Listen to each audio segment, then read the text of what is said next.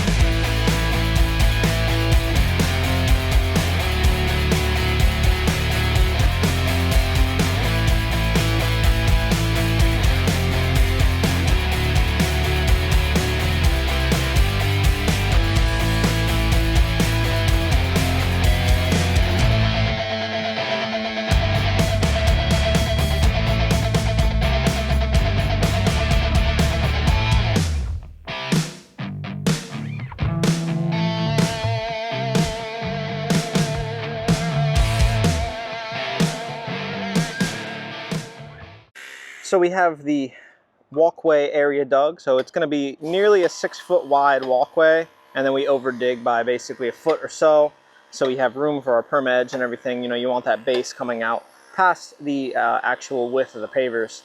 So that's dug. We got to compact this, but what we're working on now, Kurt hand dug a trench over here, so we're going to concrete this channel drain in here. So the channel drain is about 4 inches wide. We're going to have a 2-inch concrete banding behind it up against the stoop and 2 inches in front of it. So that puts us about 8 inches off of the stoop there, and that's going to route through this little retaining wall garden bed.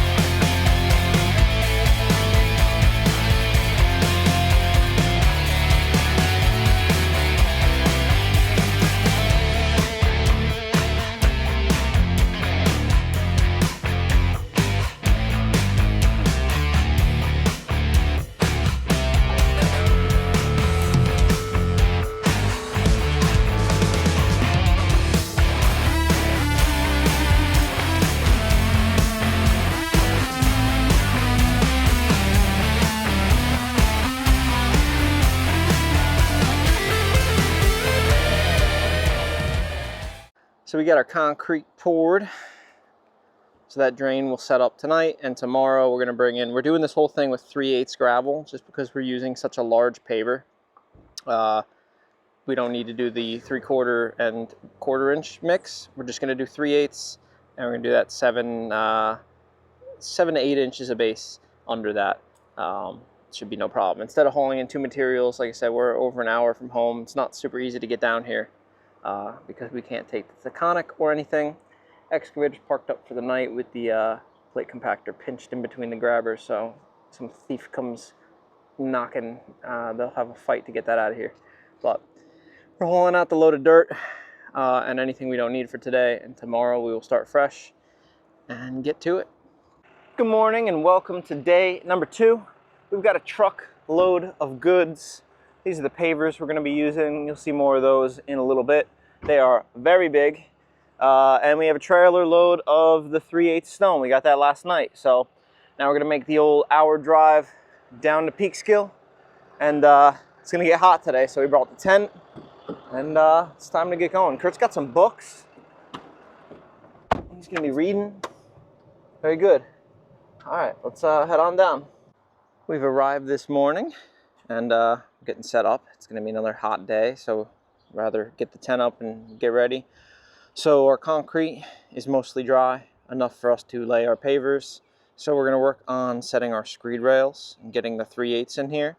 So I'm probably gonna do like a 4-inch lift of 3/8. We'll compact it, and then 4 to 6 inch. And then basically we'll get this all sloped with the laser and the screed rails, but on each end. So this walkway actually slopes downhill. That's downhill of us. So we'll have to independently adjust the screed rails at the walkway here. Same with at our drain grate there. The right side's a little lower for slope, and that's just kind of how that stoop had naturally settled anyway. So we're gonna get that all adjusted properly, get this all together, start laying our 3/8. I can scoop right out of the trailer here. So it's gonna be pretty easy. We're gonna get right to work here though. All right, so we got our 6 inches of base in and compacted. It's nice and tight. So now we're getting our screed rods set. We are gonna set the ends, like I explained, with the tape measure to hit perfect paver height, plus about 3/8 of an inch, because that's how much we're gonna settle them down. Actually about a 1/4 inch. That'll get settled out with the compactor later, and then we'll hit the rest of it with the laser and get that all to grade. So that'll be really quick. It'll take just a minute here, and then we can start raking out our screeds. All right, so we've pulled our screed. Everything's looking good. We're gonna pull those inner 2 rods and work from the channel drain out. If we have to make cuts, it'll be down here because this flagstone is kind of offset anyway, and we're gonna have to make cuts anyway. Tip, if you're gonna work with this 3/8, it is not like pulling 1/4 inch, especially with a 6-foot screed rod. You do not wanna be too high and be pulling 1-2 inch of excess stone back with you. So get it as close as you can with the small rakes and then rake back. You're never going to get the 3/8 as perfectly level as 1/4 inch. It's just not possible. But luckily, when you're using such a large format block like we are here, you can have a little bit of variance that should settle out for the most part with the plate compactor. You also have to be very, very careful with the plate compactor because these blocks are so big. If you have a high spot and a dip in the middle, you can crack that block right in half. So we're going to go real light with that compaction. But we have an excess pile here that we'll deal with when we get down to the end. But we're gonna get going here on starting to lay pavers. So this should go really fast. There's 27 blocks. All right, so I don't have official numbers for you, but these blocks are heavy. They've got to be at least 80 pounds. And like I said, we do not have any extra blocks. We did all of our cuts at home for the half cuts. So if we break a brick, we got to go get another one. And these are special order. So we are trying to be as gentle as possible. We're gonna try this. Rigged up a 2x4 so me and Dan can actually do the hoisting part, and Kurt can kind of guide it in place. If you get that pad off kilt a little bit or off center, it wants to drop the block. So we're gonna try this method and see how that works, because lifting these on your own is not the easiest, and it's hot and just you're not thinking straight. So let's try this out and see how it works. Ready?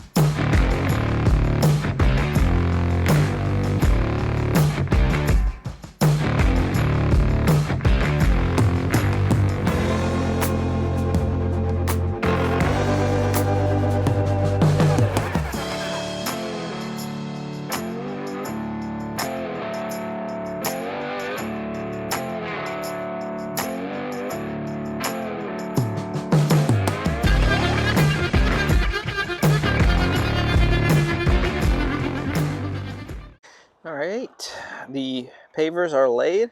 They're looking really good. We pulled a couple of them up to add a little bit of gravel underneath, as is the way with 3/8. Quick tip for you guys, if any of you are doing pavers and you have the Pave Tool Backpack vacuum. The vacuum is made by Pro Team. This is basically just a commercial backpack vacuum that they've converted to lift pavers. It has this release mechanism here, so that's how you release the suction, and you got to keep that open when the vacuum's not lifting pavers because the motor will overheat otherwise.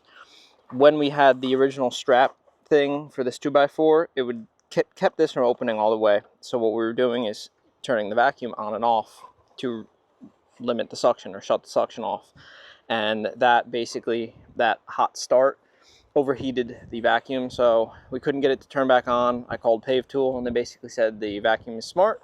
It has a thermal overload built in, so just give it 15 to 30 minutes to cool off. We did just that and it started right back up.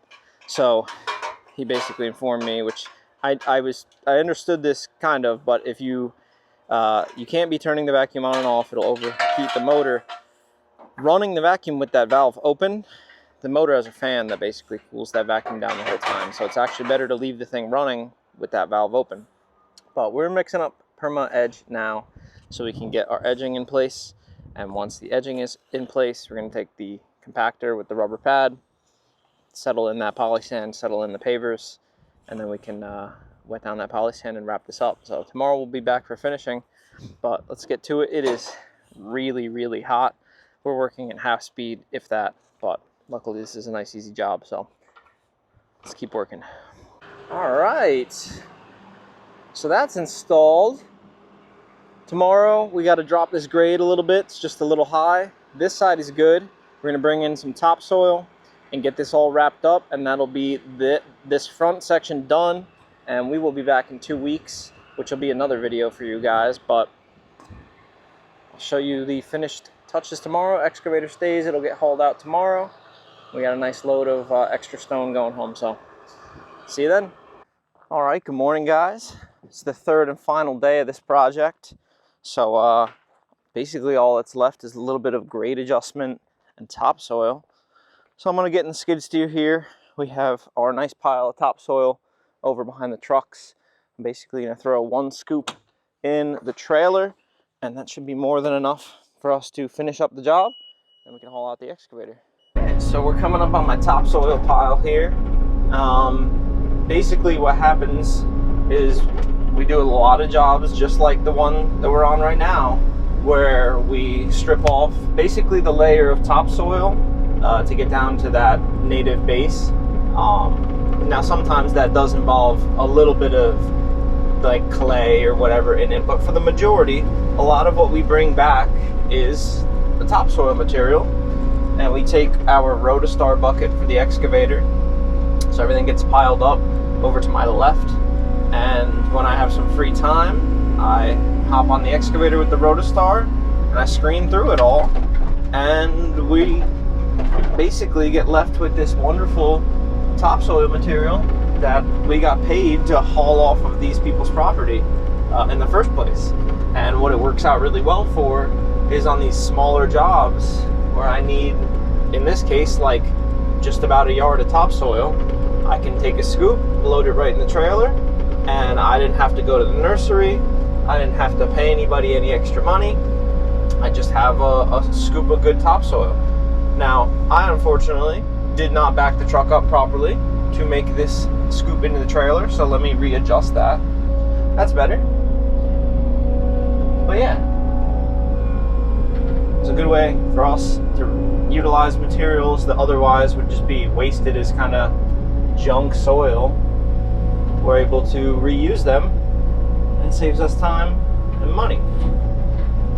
So 1 scoop should do it here. It's not a whole lot that we need to fill up.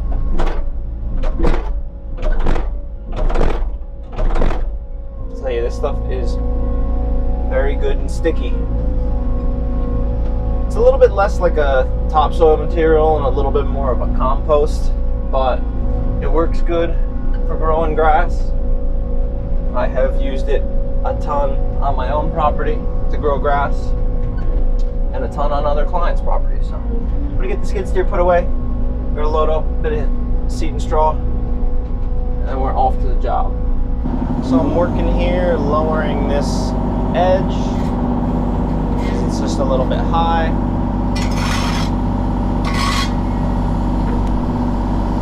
Let's make a little cut. You scoop it right up. Just gotta be very gentle.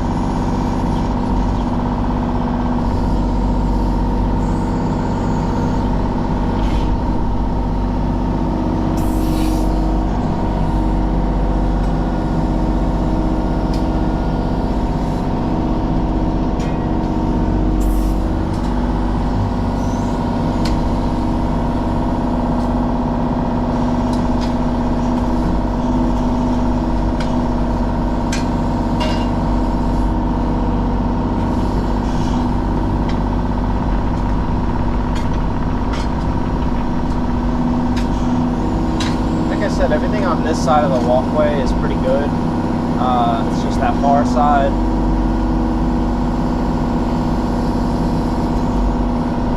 Kurt's working on cleaning up that area where we put the pipe in. And once again, it is another very hot day. It's already mid-80s with a super, super high humidity. So it feels really nasty out here.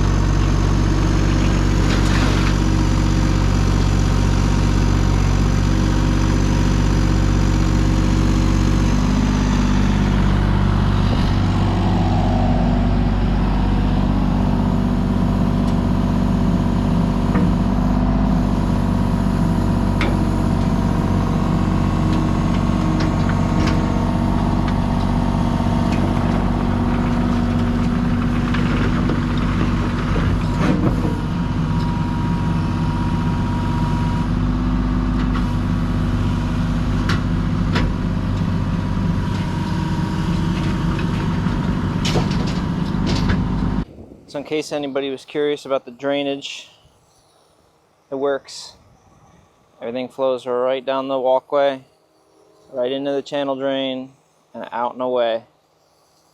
Very good.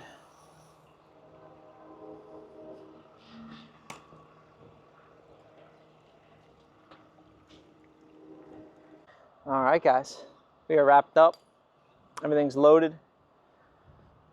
So here it is. Nothing too crazy, but we have a Techo-Bloc Blue Grande, I think it's called. Kurt, is that the technical name? Techo-Bloc Blue Grande?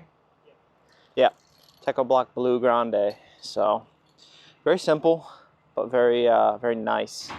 That comes down off of this flagstone sidewalk right up to their stoop with the channel drain that catches all that water. The lawn is also sloped, so water is going to hit this flagstone, run right down into the channel drain, and then any other water that slopes from the road down goes into the channel drain, which taps into the drains that we installed the last time around. So I think that came out good. And the whole reason for doing these big slabs was to as closely match the flagstone walkway or sidewalk here. But next part of this project, which will be another video for you guys, is going to be basically doing the same thing. We're going to be using a different product, but we're going to be replacing this lower patio. We've got some drainage to deal with, and the biggest obstacle here is going to be the fact that I can't get the excavator down that. So it's going to be a lot of yard max and hand digging. The excavator will be up there to transfer materials, but this will be a fun one. So join me for that on the next part of this project. Otherwise, I'm happy that you guys checked in with me today. And as usual, there's videos every week. So you can like, comment, subscribe, or not. That works for me too. And while you're at it, go ahead and check out Kurt with NK Garage. He's cooling down right now because it's a doozy, but he's got new videos all the time, and link for that's down in the description. So I'll see you on the next one. Enjoy the rest of your day, guys.